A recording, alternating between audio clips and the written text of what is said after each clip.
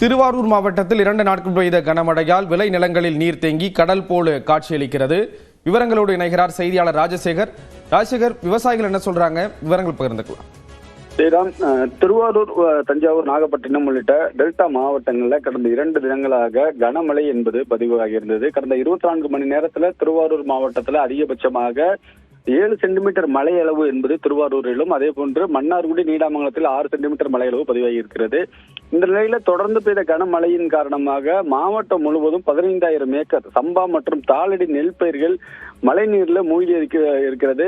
குறிப்பாக திருவாரூர் மாவட்டம் குடவாசல், அதே போன்று கள்ளிக்குடி, நெடும்பலம், பாண்டி, கீழையூர், எடையூர் உள்ளிட்ட பல்வேறு பகுதிகளில் அந்த மழை நீர் என்பது முற்றிலுமாக நெல் பயிர்கள் மூழ்கி இருக்கிறது. கடல் போல் காட்சியளிக்கிறது. அந்த காட்சியை தான் நாம் நேரடியாக பார்த்து வருகிறோம்.